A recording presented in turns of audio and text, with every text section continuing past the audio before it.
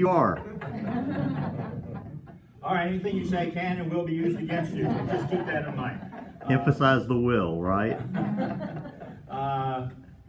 Yeah, we're going to be on Facebook, YouTube. so just keep that. Well, I'm going to be on YouTube, it looks like. As will Jeremy. And you to each side. So. Why do you think most of the people sit over here? You got to be here early, that's right. Somebody's got to end up over here. George, last time I read through this, I got thinking about Job. What, you got 42 chapters? Yeah. 40 or so of those are men talking, Yeah. and then God comes in very quickly and succinctly shuts them all down. And you got those last few chapters in there. Yeah, and God was very pointed, you didn't have to spend time, look at creation, and then what are you going to do?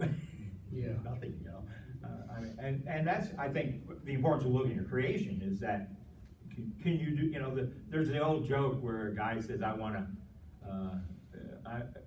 he's at the gates, and he says to Peter, Peter says, well, you're welcome to come in, but we got to check your bag. You don't really need it. And he said, well, I want to keep it. He said, why? Well, no, you can't keep it, You don't need it here. We have everything you need, but I want to keep my bag. He said, okay, but I got to open up and see what's there. And he opens it up and he looks at it, and it's a bag full of gold. Why do you want to bring pavement into heaven? That's sort of goes with what you're saying there, and since I lost the point, I'm talking. We'll try and practice this. The point might come back, but at my age, you never know. Just a little more in chapter 5, verse 7, much dreaming and many words are meaningless. Therefore fear God. And we talked a little bit about, again, Matthew chapter 5. Verse 8 and 9, if you see the poor oppressed in the district and justice and rights denied, do not be surprised at such things, for one official is eyed by a higher one, and over them both are still higher, both are still others. Can't read that either. And over them both are others higher still. The increase from the land is taken by all. The king himself profits from the fields. That was a warning God gave in 1 Samuel 8. This is what the king's going to do. They clamored for a king. God said, I'll give you a king. But he's going to tax you, and he's going to take your youth for soldiers, and he's going to build horse cities and chariot cities and a whole bunch of other stuff. And Solomon did that. And his thing here is fear God. And when we look at the rest of the history of the Old Testament, there were people there that did not fear God. They didn't care what God said. I guess the saddest case is in Jeremiah, where they have the city has been taken. Only a small group is left. Another group comes in and rebels, and then flees. And the people that are left say to Jeremiah, speak to God for us. And Jeremiah says, here's what the Lord says. Nothing's going to happen to you. Just settle down. The Babylonians aren't going to kill you. And they didn't believe him. And so they took Jeremiah and dragged him off to Egypt. And that's not where Jeremiah wanted to go, but that's where he ended up. Or at least almost there. And they finally completed the circle. Because if you're reading in Exodus and Numbers and Deuteronomy, the one key theme is, why did you bring us out in the wilderness when we had all this stuff in Egypt? Let's go back to Egypt. Let's go back to Egypt. Let's go back to Egypt. Almost every case where there's rebellion, they wanted to go back to Egypt. Well, they finally got there. So, and other places as well. But also those people, the Israelites, when they came out of Egypt, I don't doubt that a lot of them didn't even know who the God of Abraham was. I mean, remember, Moses asked God, when these people ask me, who is this God? What do I tell them? And he was trying to convey to them that the other gods didn't exist. He said, I am. Go tell God, you can say, I am. And I'll bet half of them didn't even know who the God of Abraham was. And And so when they were out in the wilderness and demanding their own God and their idol, this golden calf, I mean, it's pretty understandable. A few might very well have, did they worship God on a regular basis? Probably not. Yeah, it's in order to understand Genesis, you have to read Exodus. Because that's the background to Genesis. People scratch it. Well, obviously, Abraham, Isaac, Jacob, but it's still the background, because that's, these people in Exodus, like you said, didn't really know everything about their God. They heard creation stories that the Egyptians had, and they probably heard some other ones, but they didn't hear about how God created, the difference that's involved in that. So you need to understand Exodus to understand Genesis, that background. That's a freebie there. 5:10, whoever loves money never has enough. Whoever loves wealth is never satisfied with their income. This too is meaningless. 1 Timothy chapter 6. Well, it's in there, so 6:10 or 6:16, 6:10, I think. And I can't read my writing either. That's several problems. I can't see and I can't read my writing, and I talk too much. So, but that's typical. People want wealth and they're never satisfied, always want more. Love of money is the root of all kinds of evil, so things we need to be careful with. Right, it's, money itself is not evil, the love of money is evil. Yeah. And verse 12, the sleep of the laborer is sweet, but as for the rich, their abundance permits them no sleep. Always worrying about the money. Anyway. Hey, George, I was looking at that, and the NIV says it's a root, not the root. Right, a root, yeah. A root. Yeah, that'd probably be better because There's that's not the only evil that, Right. that we face. I mentioned again their idea of death. They really didn't have a theology of afterlife in the Old Testament for the most part. Therefore, verse 15, everyone comes naked from their mother's womb, and as everyone comes, so they depart. They take nothing from their toil that they can carry with their hands, because that is grievous evil. As everyone comes, so they depart, and what do they gain, since they toil for the wind? All their days they eat in darkness with great frustration, affliction, and anger. You kind of get down again on when we get to the death part. So George, you said twice now about the lack of belief or understanding of the afterlife, which I appreciate because I've often struggled with that as I read through here. It kind of threw me like, how could they not believe in the afterlife, but yet I read like they don't? And so thanks for that confirmation. You kind of answered a question I was going to try to pose here somewhere or another. But if you take that thought, which is different than how we think about it, right? Right. And to how we're reading Ecclesiastes and how he comes at it, to me it's different, right? Because to us, this bad life or whatever happens or you die, we know that there's better. But he doesn't know that they're better. Right. And yet he's still talking about what's important is not a lot of stuff. It's not necessarily Right. a perfectly great life. It's still honoring God, not in extreme pleasures and all this other kind of stuff. Yeah, Which fear I think God is- and keep his commands, yeah. Yeah. Which So I think it actually adds to the power of what he's trying to say, to realize that all he knew was the only time he had was here, and yet Yeah. still. Right. And that's a good point, yeah. He's really limited in his knowledge. We don't know, we know there's an afterlife, and we know God's gonna bless us. We don't know how all that works. And anything after death is God's problem. Okay? Sorry, that's just the way it's gonna work. You can guess, I can guess, but it's God's issue. That's his realm and he deals with that.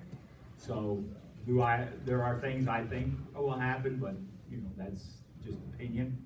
And Well, even during Jesus' day, there was a sect of Israelites that didn't believe in bodily right, there was, resurrection. yeah, the The Sadducees. Sadducees. Yeah, and that still goes on. There are people who talk Yeah. about see resurrection more as what Jesus, he rose, he ascended into heaven, and don't think anything else about it. You're right. But Paul and John, and they all talk about resurrection, not in physical terms, and that people are going to be raised from the dead. One of the things, there are things in the Bible that I wish people would have expanded. It's like John and 2nd and 3rd John. I have many things to write to you about, but I'll wait till I get there to tell you. Well, why'd you write the letter?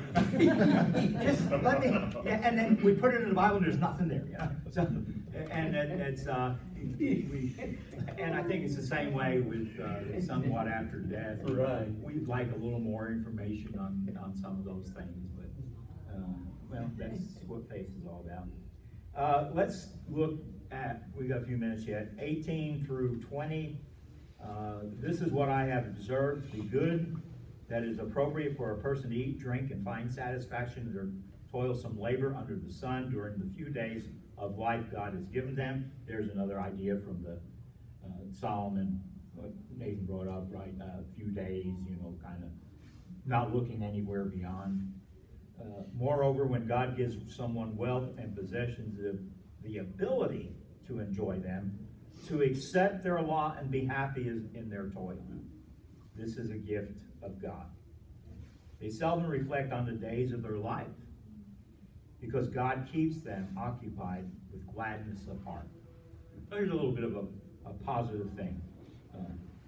Accept your lot. Be happy. Yep. Right.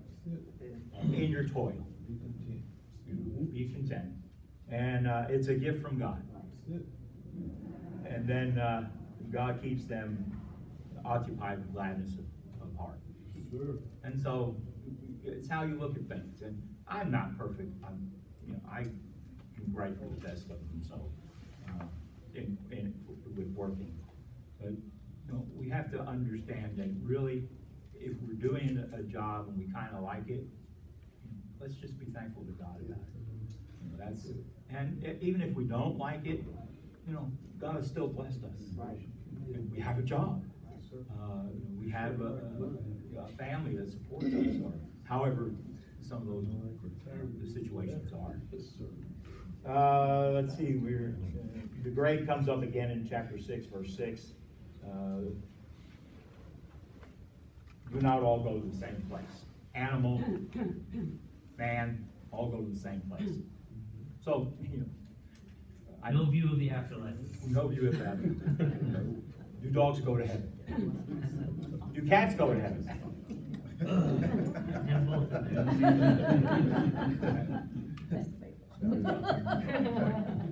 No, but we Someone will, hates cats over here. we will be accountable to how we treat those. Remember Exactly. when Noah was Yeah. out of the ark, God said, now you may eat any kind of Yeah. living thing, but you can't abuse them. And he says, I will ask an accounting of every animal. Now, I don't know if that means he's gonna ask every animal, did a human abuse you? Or if he's gonna ask every human, did you abuse an animal? But you know what? It's in the Bible that God will ask an accounting. You better be careful. how you Yeah, treat those that's animals. right. Chapter 6, 12, we looked at 10 and 11, so check verse 12. For who knows what is good for a person in life during the few and meaningless days they pass through like a shadow. Another view of afterlife again. Just no thought or concept of you live, and it's sort of like you're born, you live, you die. And for him, that seemed to be the end of the matter, or at least to some extent. David said when his young son died, or before he died, the one born of Bathsheba, I can go to him, but he can't come to me. So there's another, just afterlife was not something that was there. Now, in Greek mythology, everything I know about Greek mythology comes from Hercules and Kevin Sarlo. I should say the Disney version. What? I thought you were gonna say the Disney version. So, Disney. Anyway, so everything. I lost that thought. No, everything comes from so you see what they sort of bring up in the mythology, you can go to the underworld, but the underworld can't come to you.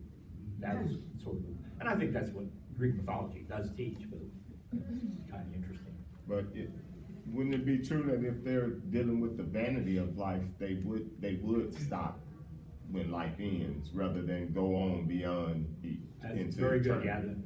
The meaninglessness, the vanity, the senselessness, all involved in that, yeah. And there's people today that have that same point of view.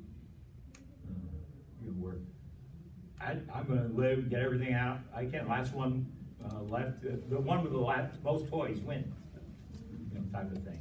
That was a phrase you used a number of years ago when I'm showing my age again. And you go back to the concentration camps of Germany, where I know when we were at Dachau, the guy was telling us they would have a pile of dirt, and they would make the prisoners move the dirt from one end to the other, and then the next day they would move it back, just to break them down. And these were political prisoners; they weren't all Jews. So, and then you know, it drove people crazy. And I was reading a little bit this week about Dachau, because something came to my mind, and they talked about prisoners just got to the point where they just went mad. They just ran out across. There was a space between the fence and the electrical fence and where they couldn't go, and they just jumped in there and get shot, mowed down from the guard towers, which were huge. So who can tell them what will happen under the sun after they are gone? Is the last phrase there. A couple of things here. In verse 9, the chasing after the wind, which we've been, the phrase that's often used. And I didn't bring this up last week, I don't think, but you know, a dog runs after a car. What happens when he catches it? Well, storm chasers chase tornadoes. What happens if you catch it? We know what happened, but anyway. But that's sort of like chasing after. It's just kind of, yeah, there's nothing there. But that phrase will kind of fade. I think that's the last time it's used. And then a new phrase is going to pick up, and that's verse 12. What is good for the person in life? So it kind of changes his phraseology. 2 minutes. Any comments or questions? I looked at verse 12, for who knows what is good for man in life in the few days of his futile life that he spends like a shadow. And I'm kind of taking an excerpt from David Guzik. He does the commentary for Enduring Word. And his commentary was that in this verse, if you look at your own life, it's where, I got it, where we think we know what's best for us when we really don't. Unless God has allowed you to go through experiences, then you may know a little bit, but it's ultimately on God. So with that, who can tell man what will happen after him under the sun? Again, it goes back to God. He's the only one who knows. That's why he's the purpose. He's the only one who knows how we are, why we are, and what we are to be. You know what I mean? How did we get here? Anybody from any non-Texans? Oh, good. Y'all know. How did you get here? And why here? What did God have in plan? How did God get you here? Driving, I know, thank you. Another troublemaker. I can look back and we can talk about either a single event in our lives or just how I ended up marrying her. She twisted my arm. No. Anyway, I think she had a shotgun in the back. So, and you have to look all the events that occurred to get one person to here or wherever. And I think that's sort of what you're saying. God works these things out, but we have to reflect on it and think about it. I had another illustration, but we're at the end. So thank you very much. Appreciate it. You all have a good week. And